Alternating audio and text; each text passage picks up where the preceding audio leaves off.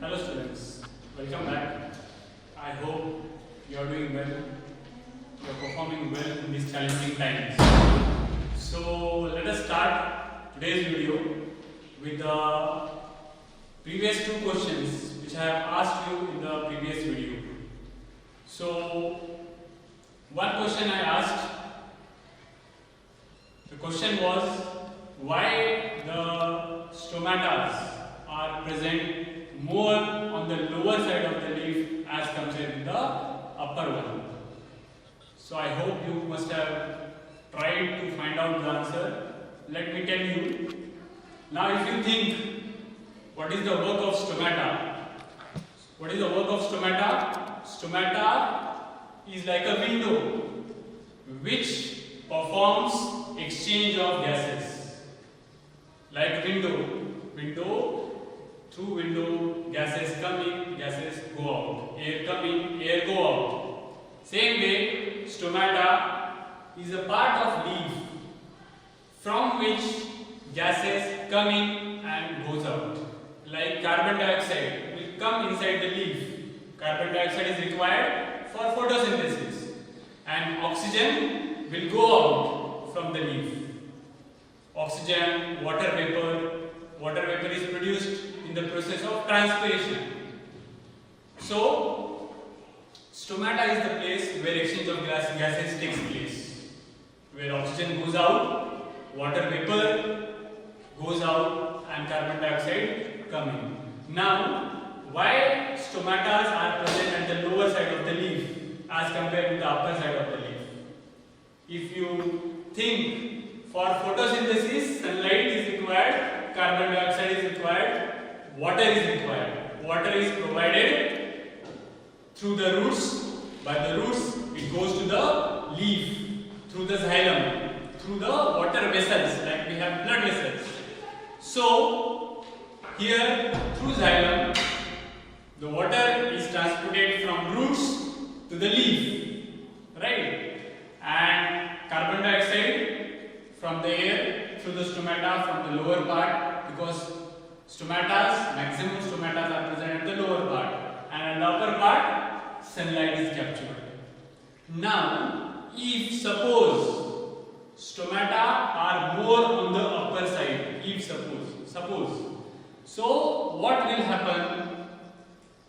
Because the upper part is directly in contact with sunlight, so there will be more loss of water through the process of transpiration, and plants will get less water for different processes. So the stomata are present more on the lower side of the leaf because it is not directly in contact with the sunlight. So whatever water which should be lost by the plant, it will be through this lower part and some to the upper part. So hence this is the reason to prevent excess loss of water. Stomata are present mostly at the lower part of the leaf. Second question which I have asked to you, it was how we can prove whether non-green colored leaf, the leaf who are having brownish color, reddish color, how we can prove scientifically that they also have chlorophyll.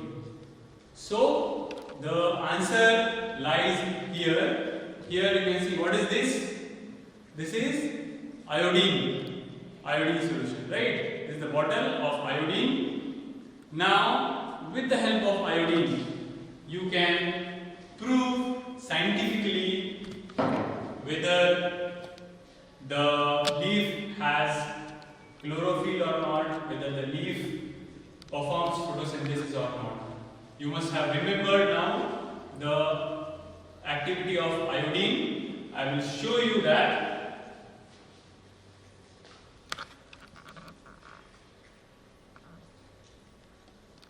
So here, what is happening? This is a green colored leaf.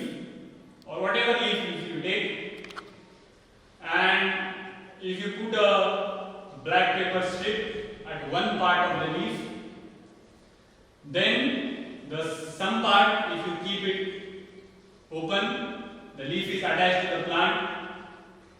Then this black paper, what is the use of this black paper strip? This black paper strip will stop the process of photosynthesis. This black paper will not provide sunlight, will avoid sunlight, so photosynthesis will stop. And the remaining part of the leaf, here the photosynthesis will go on, this portion. Here the photosynthesis will not be there. So whatever glucose which was produced, glucose, when in the process of photosynthesis glucose is produced, that glucose is converted into starch. Glucose is like one unit and starch is many glucose units combined together. Chain of glucose. Chain of glucose is called as starch. Starch is a complex carbohydrate. Glucose is a simple carbohydrate. So what happens when the process of photosynthesis, glucose is prepared, glucose is converted into starch. Okay. Now here in this portion photosynthesis is not there because it is covered. Sunlight will not be available. Carbon dioxide will not be available. So then after some days, if you take out the leaf and if you test it with the iodine, if you put it into the iodine, what will happen? The uncovered part will turn into bluish blackish color here, this portion, and this color will remain as it is. There will be no any impact effect on this portion of the leaf which was covered. Now why is it so? Here in this portion, as we have covered, there was no photosynthesis, no synthesis of glucose, no production of starch. So here nothing, no starch is there, and this portion starch is present. So iodine reacts with starch. Iodine reacts with starch and produces blue-black color. So hence we can prove that this leaf is having chlorophyll, because chlorophyll is responsible for production of glucose and many glucose units combined together to produce starch, and starch react with iodine and gives blue-black color. Here no blue-black color, it means no starch, no glucose, no photosynthesis, because here we have covered with the black paper. So no photosynthesis process was there, so no any change. So this experiment, if you do with any other colored leaf like reddish, brownish, which I showed to you in the previous videos, that leaf will also give the same results. So iodine test was the answer of our question. Scientifically, how you can prove the other colored leaf other than the green, whether they have chlorophyll or not. So scientifically, with the help of iodine test, we can prove whether the leaf has chlorophyll or not. Okay, so let's start today's topics. What we will be learning in the today's things, we have done the recap. Then the next point of the lesson, other modes of nutrition in plants. We have learned autotrophic mode of nutrition, we have learned photosynthesis and all other things related with photosynthesis. Now we will be learning other modes other than autotrophic mode of nutrition. Any other mode of nutrition is there in plants or not, that we will be learning. So here, what are the other modes of nutrition in plants? Here I have written parasitic mode of nutrition, insectivorous plants, saprotrophs and symbiotic nutrition. So these are the different modes other than autotrophic mode. So let us start with the first one, that is parasitic. Parasitic means what? Do you know what is meant by parasitic? Parasites like mosquitoes or the different insects which bites, which sucks the blood from the animals or from the humans. So these are the parasitic organisms, various microorganisms. What all these living organisms they do, these mosquitoes or these parasitic living organisms. These parasitic living organisms are heterotrophs. They depend on other living organisms for the need of food, like the different insects. So these living organisms, these parasitic plants, what they do, they take the food from other living organism and harms them, because these parasitic living organisms, they are harmful for the host. Now what is mean by host? Host and parasite. What is the relation of this host and parasite? Host, like hosting. Any guest come to your house, so you do hosting of them. You provide food, you provide water, all these things you do. You are hosting, right? So parasite is unwanted guest, which we do not want. Unwanted guest. This parasite takes the food from the host. Host means the living organism on which parasite is dependent.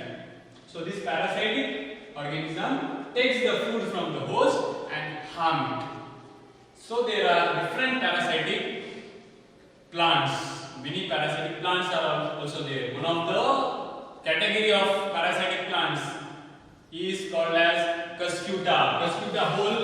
Cuscuta family.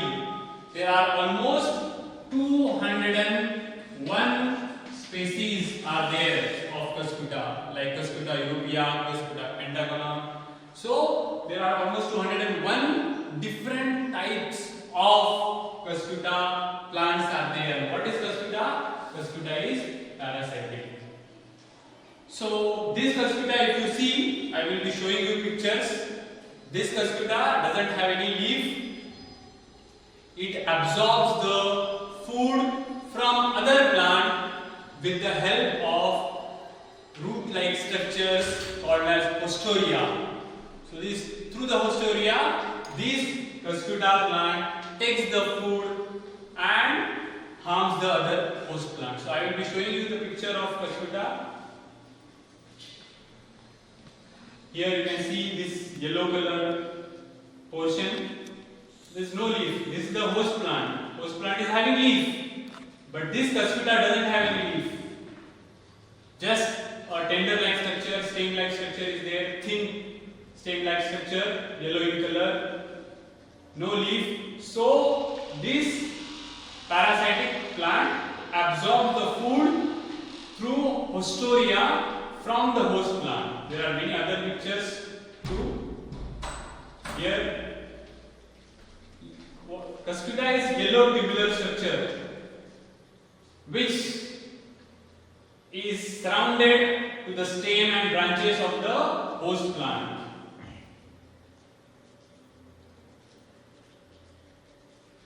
This is another one. This is another variety type of Cuscuta.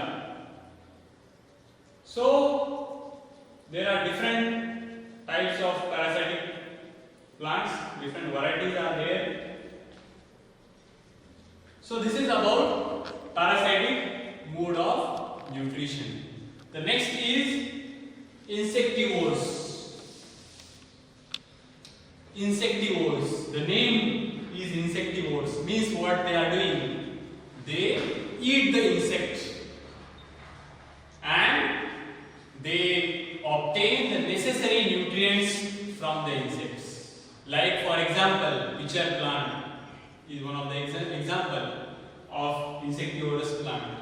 So these insectivorous plant, they obtain various nutrition. Like pitcher plant has chlorophyll, it performs photosynthesis, but where it grows, that area or the pitcher plant is not getting sufficient amount of nitrogen to make the protein. In the previous video we have learned protein, plant make protein like plant synthesis, because with the photosynthesis plant also make proteins with the help of nitrogen. So these insectivorous plant like pitcher plant, they do not get sufficient amount of nitrogen They do not obtain sufficient amount of nitrogen from the soil, so they trap the insect, they eat the insect, and then they digest the insect inside their body and obtain the required nitrogen from its body. I'll show you the pictures of various insectivorous plant. Like here, insectivore one is Venus flytrap, and this is a pitcher plant. Okay, Venus flytrap. You can see the structure is like this. It traps. Venus flytrap. Okay, it is trapping. That's why the name is also there. So you can see here, whenever insects sit, that plant structure is recognizing. It recognizes there is an insect and it traps. Here, the pitcher plant, sac-like structure is there. Whenever insect goes inside, it recognizes and close the lid. It has the lid. I'll show you one more picture related with this. Here, you can see this is a pitcher plant. This sac-like structure is a modified leaf. It is a jug-like structure. You can see. And here is the cap. This is the cap. Whenever insect goes inside, it closes. And there, the insect is digested and nutrition is absorbed. Okay, though it is green, I have told you, it do perform photosynthesis, it prepares glucose, but it cannot make protein because of absence of nitrogen. So it traps the insect, obtain the nitrogen from it and prepares the protein. Fine. So these are some insectivorous plants. Here you can see different Venus flytrap, pitcher plant, Dorsia. All these are the different varieties of pitcher plant, of insectivorous plant. So this is second we have learned. Now we will be learning the third type, that is saprotrophs. We have learned parasitic, we have learned insectivores. Now saprotrophs. Saprotrophic mode of nutrition means what?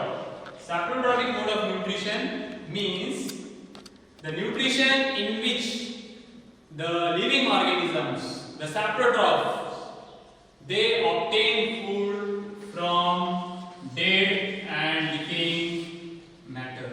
Like what? Like fungi or mushroom. These are some examples of saprotrophs.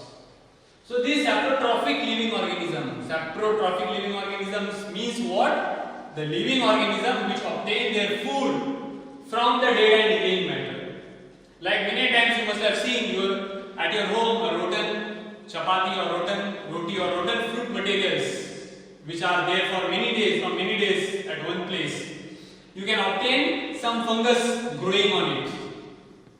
Or you can see sometimes on the dead plants, dead stem of the plant or dead part of the plant, there is mushroom. Mushroom is growing on it.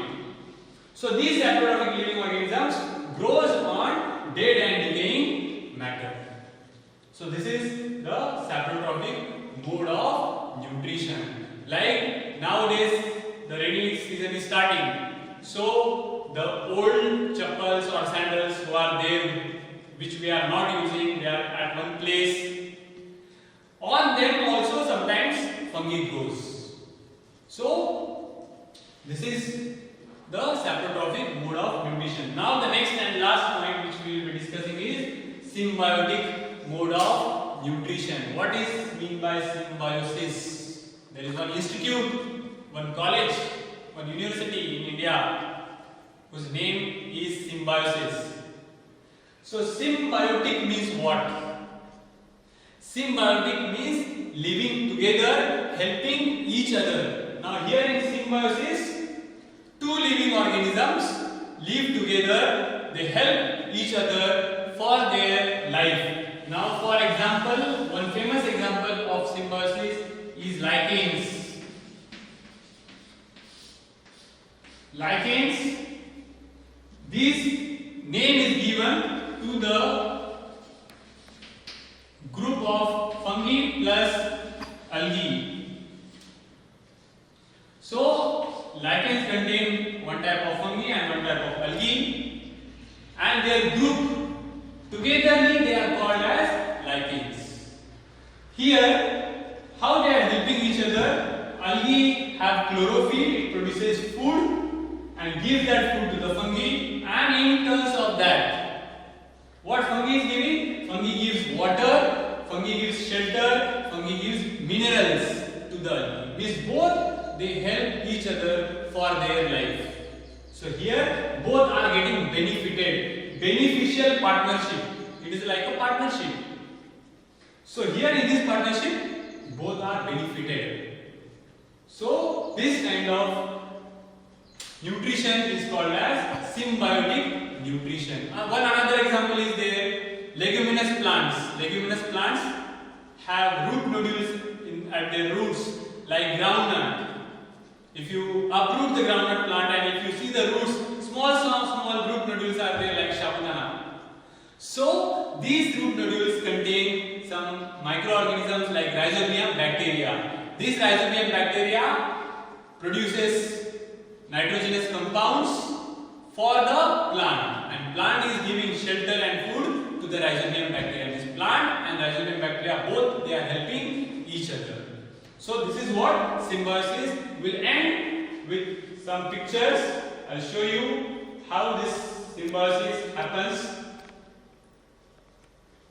See, this is symbiotic lichen.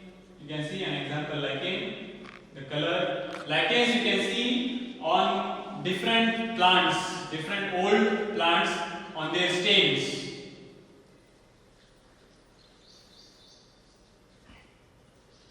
Here again one picture of lichen. This is the stem of a plant, and these are the patches of lichens. Here algae is also there and fungus is also there.